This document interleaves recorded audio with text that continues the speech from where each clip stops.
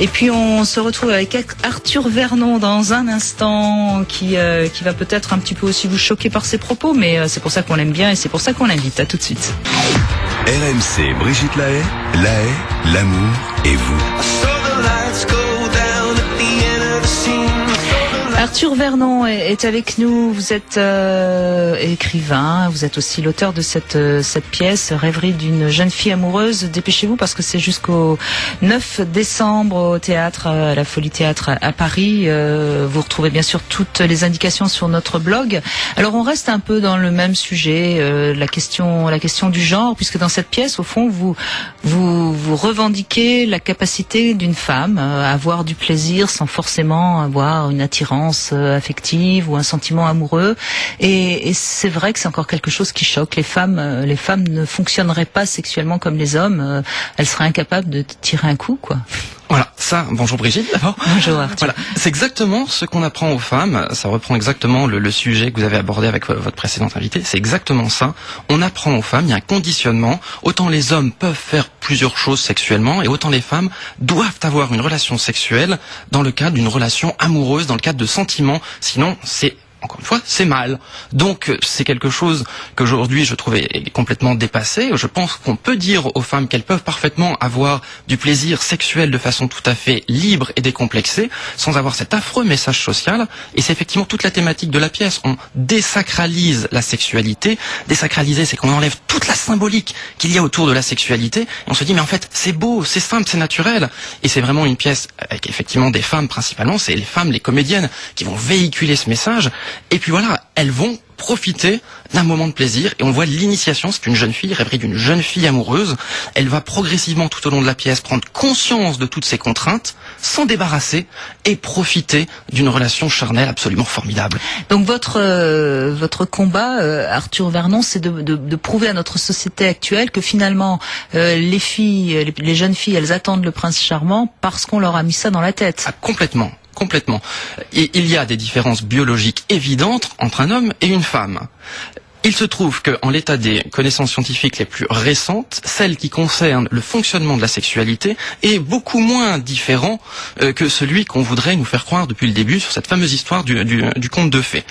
Il est tout à fait possible que des femmes puissent avoir simplement pour s'amuser, la possibilité de profiter de leur corps, du plaisir qu'une relation sexuelle peut procurer. Alors, je ne dis pas évidemment que le sexe et l'amour sont complètement antithétiques. Évidemment que lorsqu'il y a une passion amoureuse, derrière c'est encore mieux, parce que d'un point de vue encore une fois hormonal, moi j'aime beaucoup parler par rapport aux connaissances biologiques les plus récentes sur le sujet. D'un point de vue hormonal, il y a la lulibérine qui va créer un état absolument incroyable, donc on aura encore plus de plaisir lorsqu'on est amoureux. Mais c'est pas parce qu'on n'est pas amoureux qu'on n'aura pas de plaisir non plus.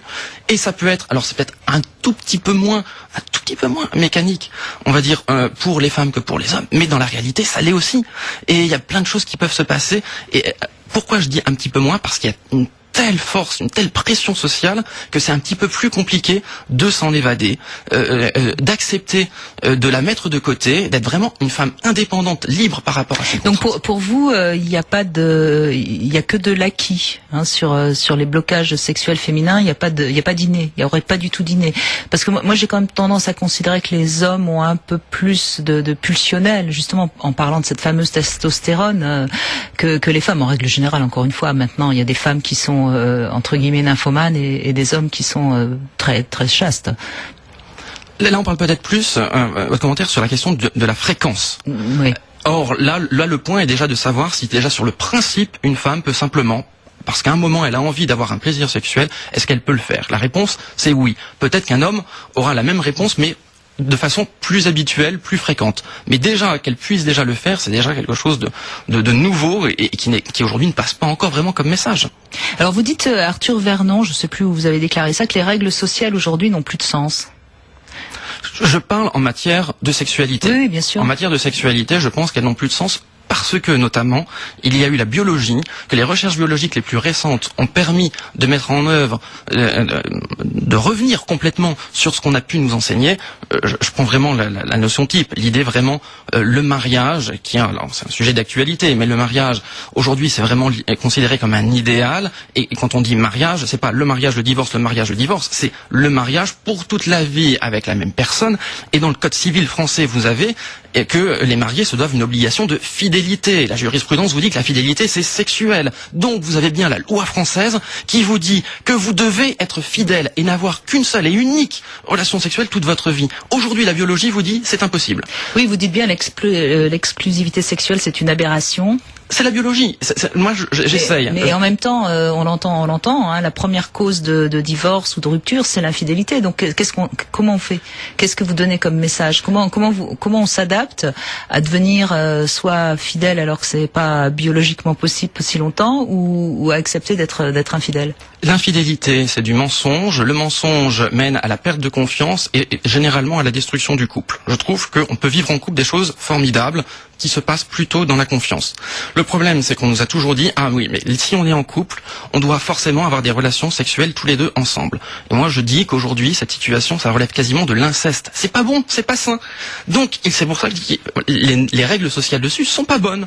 Donc, il faut revenir dessus. Donc, on fait quoi? On fait des couples, déjà, on discute, frères et sœurs, et on va tous baiser ailleurs. Déjà, on discute calmement, on explique quelles sont les règles. Calmement sur les sujets de la sexualité, Arthur Vernon, mais vous êtes un utopique. Ah mais complètement. Voilà, ça c'est on peut pas discuter calmement sur des sujets. Vous entendez bien tout ce qui dit sur le mariage pour tous, par exemple. Pourquoi on peut pas discuter calmement sur le sujet? Parce qu'on est dans le domaine de l'émotionnel. Et l'émotionnel, c'est-à-dire l'irrationnel, c'est-à-dire des choses qui sont pas concrètes. Or, justement, moi j'ai une petite astuce. Allez-y, on vous écoute. L'astuce, c'est de prendre les choses qui sont concrètes, c'est-à-dire la biologie, des recherches scientifiques. Il y a quand même des recherches scientifiques fondamentales depuis 30 ans, 20 ans, 10 ans. 10 ans, c'est le comportement érotique, le circuit de la récompense, c'est des choses très très nouvelles. On sait maintenant comment notre désir fonctionne. Il faut simplement que toutes ces règles, elles soient communiquées, qu'on les comprenne. Et une fois qu'on comprend, on se dit, ah bah oui, forcément, si je sais que je fonctionne comme ça, c'est tellement idiot de brider mon corps d'une certaine façon, qui fait qu'à un moment ou à un autre, ça va causer des problèmes, des troubles, et on va se séparer. Quelle idiotie. Oui, mais là, à ce moment-là, Arthur Vernon, on est dans l'anarchie, parce que vous avez tout d'un coup du désir pour Ariane, vous lui sautez dessus, et puis le mari d'Ariane, il va vous déclarer la guerre, et ça va être la fin des temps. Parce que Ariane doit discuter avec son mari avant. Et si le mari d'Ariane, comme ça, comprend que Ariane... Non, mais voyez ce que je veux dire. Si on part du principe que puisque, et je suis d'accord avec vous, sur le plan biologique, nos désirs sont incommensurables, et on peut désirer des multitudes de femmes ou d'hommes. Mais si on laisse notre désir commander, ça va être ingérable sur le plan social. Non, pas du tout.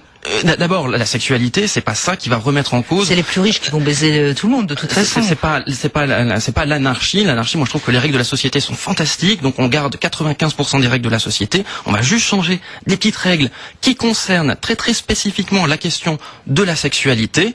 Et on en discute tranquillement. Il y a plein de gens qui vivent très bien. Vous avez parlé tout à l'heure des couples, les vrais couples libertins, qui eux ont trouvé une solution. C'est pas du tout la seule solution. Il y en a plein d'autres. Mais aujourd'hui, vous avez ce sondage qui dit que 75% des Français sont insatisfaits de leur vie sexuelle. Est-ce qu'on continue comme ça? C'est pas tout à fait vrai. Hein. C'est pas moi, c'est un sondage. Oui, je sais bien. Il y a d'autres enquêtes qui disent au contraire qu'il y a plus de gens satisfaits de leur vie sexuelle qu'insatisfaits. Donc, il faut faire attention parce qu'on choisit aussi les enquêtes qui nous arrangent. Hein. Bon, ça c'est un sondage de 2010 qui est paru. Bon, en tout cas, tout le monde n'est pas satisfait. Il y en a la plupart. Il faut aussi accepter de le reconnaître. Il y a des personnes qui arrivent très bien à vivre avec le modèle tel qu'il existe aujourd'hui. C'est fantastique, mais je pense que c'est quand même une minorité parce qu'encore une fois, ce n'est pas conforme au fonctionnement naturel du corps humain. Soit vous avez des personnes qui sont capables de se brider. Moi, j'adore comparer la nourriture et la sexualité. Si on veut vivre en mangeant du pain et de l'eau toute sa vie, est-ce qu'on peut? Oui, c'est possible. Maintenant, est-ce qu'on a parfois envie de manger un petit peu autre chose? C'est un choix, Moi, simplement l'idée, c'est un petit peu l'idée du livre sur la vie, l'amour, le sexe, c'est comment essayer d'être un tout petit peu plus heureux. Voilà, simplement d'augmenter son niveau de bonheur. Et pour contribuer au niveau de bonheur, il y a un des éléments du bonheur qui est le plaisir. Or, il se trouve que le plaisir le plus important qu'un homme peut ressentir, c'est le plaisir sexuel. pourquoi pas en profiter? La vie est compliquée dans l'ensemble. Alors si on peut profiter un petit peu de tout ça, faisons-le. En tout cas, ça s'appelle La vie, l'amour, le sexe. C'est aux éditions Tabou. Ça porte bien son nom d'ailleurs. Bon, a priori, moi, il y a beaucoup de choses que je partage avec vous. Vous le savez, Arthur Vernon, mais je suis obligée un peu de vous titiller pour que les auditeurs comprennent bien votre message. Et puis justement, tiens, les auditeurs, ils sont là. Ils ont aussi envie d'intervenir. On commence avec Hugo. Bonjour Hugo. Bonjour Brigitte et bonjour Arthur. Allez-y, on vous écoute. Moi, je voulais dire que je suis presque 100% d'accord avec Arthur. En fait, c'est la société qui fait la normalité. Il y avait un adage qui disait toujours, par exemple, un gars qui se tape plusieurs nanas, c'est un bon coup. À l'époque, une nana qui se tapait plusieurs mecs, c'est une salope, déjà. Voilà. Et je pense qu'il a raison, et la société, faut qu'elle évolue. Elle évolue quand même, ne serait-ce que du point de vue juridique. Avant, par exemple, le divorce, on pouvait demander un divorce pour faute, et la faute, c'était l'adultère. Aujourd'hui, ça a disparu depuis la réforme du divorce. Donc, c'est qu'on évolue bien dans les mœurs. Mais pas assez vite au goût de Arthur Vernon. Hein. Exactement ça. Voilà. Exactement, pas assez vite, parce que, comme il le disait, en prenant son propos en reprenant le propos de boulimie, on peut être boulimique avec la nourriture, mais ça peut être la nourriture sexuelle, qui dit que autant bien une femme qu'un homme peut être boulimique. Boulimique de quoi? Boulimique du sexe, avoir très envie de sexe.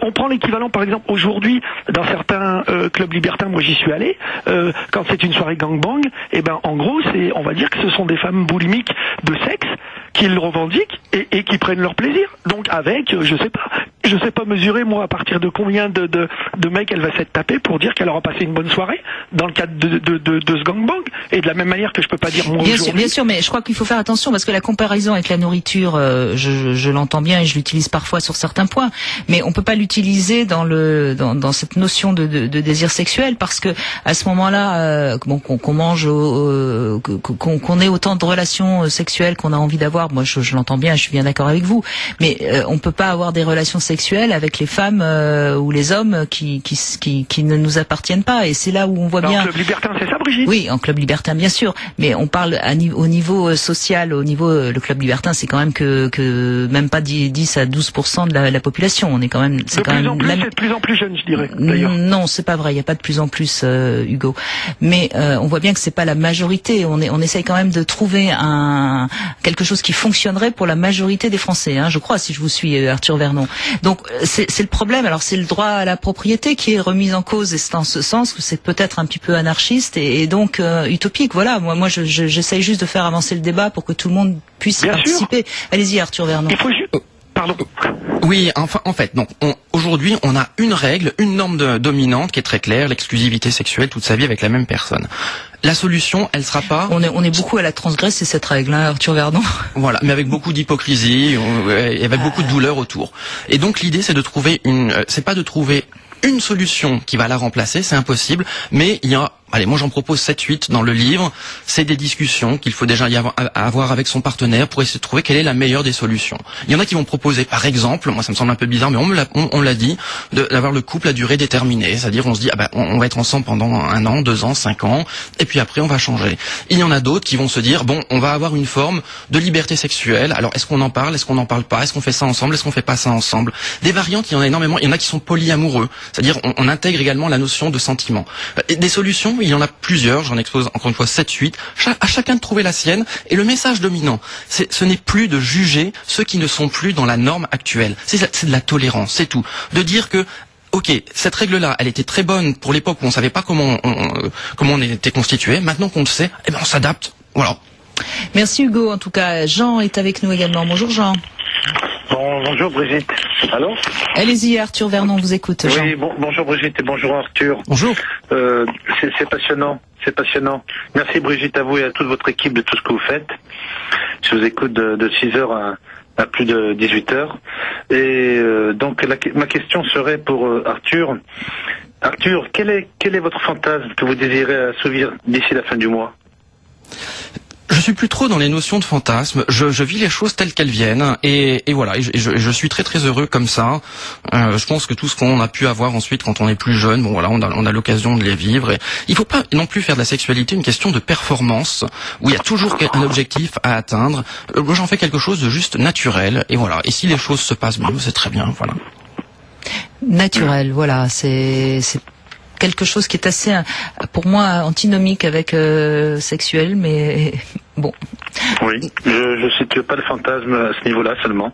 Je pense que la sexualité a effectivement besoin d'érotisme pour avancer, pour se stimuler. Donc c'est quelque chose qui va être de l'ordre de l'intellectuel. Maintenant, ensuite, ça dépend. Moi, c'est vrai qu'actuellement, pour répondre à votre question, là, je travaille énormément sur la pièce de théâtre qui s'appelle Rêverie d'une jeune fille amoureuse. Donc ensuite, on gère ses priorités. La sexualité, c'est quelque chose de formidable. Mais si on veut justement développer un érotisme particulier, ça prend aussi un petit peu plus de temps. Là, en ce moment, je suis complètement dans l'érotisme de cette jeune fille qui tombe amoureuse de l'idole.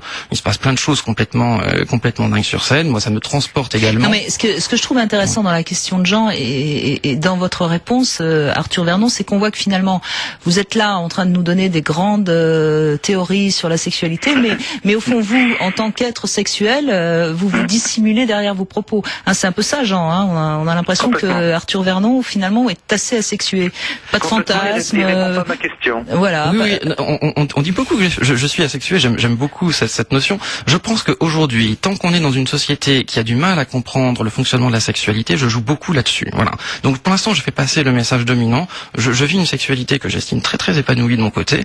Et puis, je serais ravi de la partager. Il est mignon, il rougit, Arthur Vernon. Voilà, je serais ravi de la partager à un moment où la société sera un peu plus à même de la comprendre. D'accord. Et d'en profiter. Bon, voilà. Mais quel est votre fantasme, justement, par exemple, pour que vous désirez assouvir à la fin du mois? Vous n'avez pas répondu à ma question. Moi, mon fantasme, ce serait Jean, je vais vous donner mon fantasme puisqu'il ne donnera pas le sien. Moi, ce serait qu'il soit là tout nu devant moi et voir s'il est si à l'aise que ça dans sa nudité totale. Voilà, ce serait ça mon fantasme. Vous savez quoi, Brigitte? Oui. Je pense que vous pourriez ainsi lui donner les clés pour réunir et réussir les trois philosophies de son thème, la vie, l'amour et le sexe, pour les instaurer dans la réussite pour la réussite et la lumière de l'être. Voilà. Oui, j'entends bien ce que vous dites, Jean. Merci d'avoir... Moi, je n'ai que 52 printemps, mais je dois beaucoup à ma réussite sexuelle, ma première fois et tout, grâce à vous et à Sylvia Christel, parce que j'étais un peu moins bête, parce que dans la famille, à l'époque, il n'était pas question de prononcer ne serait-ce que le mot sexe, ou quoi que ce soit, et j'ai été découvert et réalisé grâce aux femmes. Et aujourd'hui, je suis fier d'être un homme un peu lesbien, à la limite, mais ça me dérange pas. Parce que j'ai 80 ou 60% d'hommes et j'ai 40% de féminité. Et quand votre précédent interlocuteur parlait de ce retour de Nib, parce que la petite a 17 ans et que lui il en a 44 et qu'il vient de subir une grosse défaillance et une grosse rouste au niveau sentimental, je crois qu'il serait bien qu'il continue à consulter. Bon. Allô? Oui, on a un petit souci. Il serait bien qu'il continue à consulter parce que je suis passé par cette phase et je dois mon plus bel épanouissement aux femmes qui m'ont fait du mal. Et aujourd'hui, je leur pardonne. Parce qu'elles m'ont permis d'être moins bêtes et de monter les marches une par une vers l'apothéose. Et l'apothéose, quand même, c'est bien la vie, l'amour et le sexe. Et quand les trois sont réunis, franchement, je vis ça aujourd'hui. Eh bien, franchement, je le souhaite à vous toutes et à vous tous, parce que... Mais la vie, c'est l'amour et le sexe, évidemment. Merci Jean, en tout cas, de votre témoignage. On va se retrouver dans un instant avec Marie, qui veut revenir aussi sur la question des sentiments et de la sexualité. Avec vous, Arthur Vernon, vous restez donc avec nous. À tout de suite. Et puis, je vais vous donner la définition du désir. Tiens, enfin...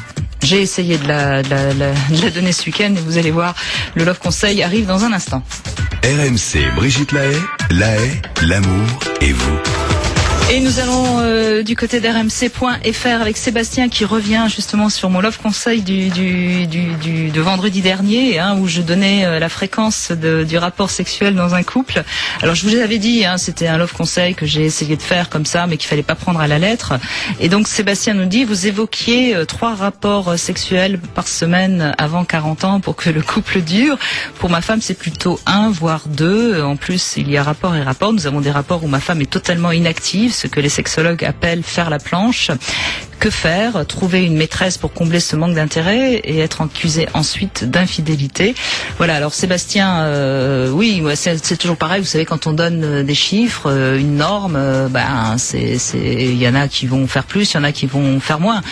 En même temps, si je sais pas depuis combien de temps vous êtes en couple, mais si vous arrivez à faire encore l'amour au moins une fois ou deux par semaine, c'est pas si mal. Je crois que il faut peut-être aussi voir le côté des choses. En revanche, ce qui me semble plus gênant, c'est que vous avez l'air de vous ennuyer quand vous faites l'amour. Vous aimeriez que votre femme soit plus active, et ça c'est pas simple, surtout si vous avez pris un peu le pli comme ça. Hein. Moi, je crois que il faut dès le début de sa sexualité essayer de ne pas tomber dans la routine, parce qu'après c'est plus compliqué pour en sortir. Qu'est-ce que vous en pensez, Arthur Vernon?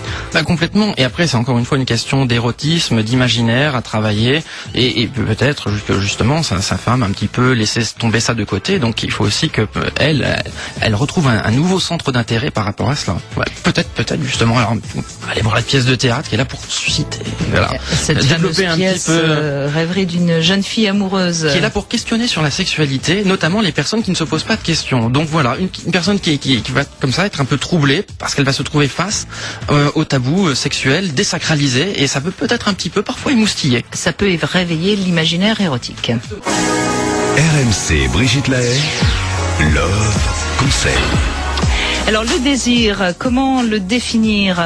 C'est un petit peu comme le bonheur, vous savez, c'est quand il n'est plus là qu'on réalise ce qu'était le désir. Bon, c'est une attirance, hein, évidemment, qui nous porte vers l'autre, qui nous donne envie, et le désir, et ça je crois que c'est vraiment important à comprendre, ça ne se contrôle pas, ça ne se décrète pas, il est fragile, et c'est pour ça qu'il faut l'entretenir. Mais je crois que toutes les notions de normalité, de performance véhiculées actuellement sont des obstacles à notre désir, parce que le désir, c'est pas de l'amour. On peut désirer quelqu'un très fort alors qu'on ne l'aime pas du tout. Ce n'est pas non plus de la convoitise. Hein. Certains hommes confondent aussi leur besoin pulsionnel de faire l'amour avec le désir qu'ils auraient pour leur partenaire. Et ça, elles le sentent bien. Hein. Elles sentent bien qu'en fait, ils ont juste envie de tirer un coup, mais qu'ils n'ont pas du désir pour elles. Et c'est pour ça souvent qu'elles le repoussent.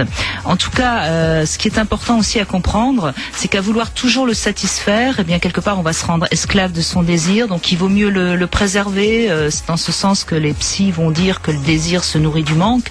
Et c'est vrai que quand on ne s'est pas vu, par exemple, pendant 15 jours pour des raisons annexes, eh bien on se retrouve et là on a du désir. On voit bien que c'est parce qu'on était un peu resté sur sa faim. Donc laissez vos corps de temps en temps un petit peu au repos pour permettre au désir de vous envahir. Voilà ce que je peux vous dire du désir. J'ai pas une meilleure définition. Arthur Vernon?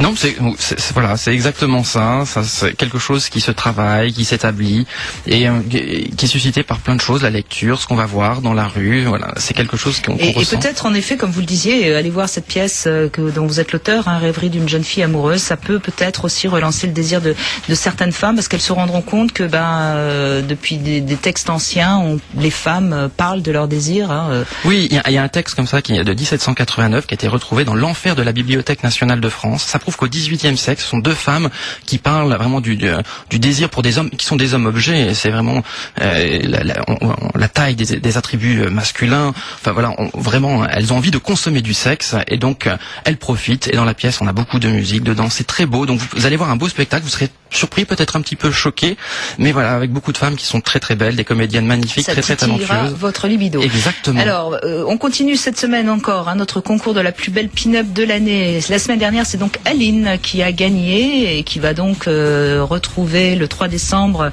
une autre concurrente. Et cette autre concurrente, c'est cette semaine qu'on va pouvoir la retrouver. Donc aujourd'hui, vous avez deux pin-up qui vont se battre, et c'est vous qui allez élire la gagnante. C'est Bunny Girl et Céline, que vous pouvez aller voir sur le blog, et puis surtout soyez nombreux à voter, de manière à ce que notre concours de pin-up soit le plus réaliste et vrai.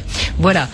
J'ai plus le temps de prendre Marie, on me fait les gros yeux, mais peut-être quand même que j'ai le temps d'avoir le résultat de notre vote, Ariane. Ok, oui, vous avez convaincu Brigitte avec Serge Effès tout à l'heure sur rmc.fr. Vous êtes donc 83% à penser qu'on n'élève pas de la même manière un garçon et une fille. Absolument, et je vote aussi dans ce sens. Vous aussi, Arthur Vernon, complètement. évidemment. évidemment. Merci Arthur Vernon. Vous reviendrez quand vous voulez. Merci La vie, l'amour, le sexe, c'est aux éditions Tabou. Être heureux quand on ne croit pas en Dieu, c'est le sous-titre. Voilà, je précise parce que c'est pas anodin. Merci beaucoup Arthur Vernon. Merci Brigitte. Demain, on sera en compagnie de Michel Schumann et on va essayer de mieux comprendre les principes de l'érection et on va bien se rendre compte que c'est pas forcément quand on a du désir que ça marche le mieux. Et puis nous aurons également Alain Pocard on parlera un peu des maisons closes. Voilà, ça sera aussi certainement un peu provocateur avec lui. Voilà, et tout de suite bien sûr vous retrouvez Christophe avec un championnat de France de plus en plus serré. Je vous embrasse, à demain. RMC, la haie, l'amour et vous.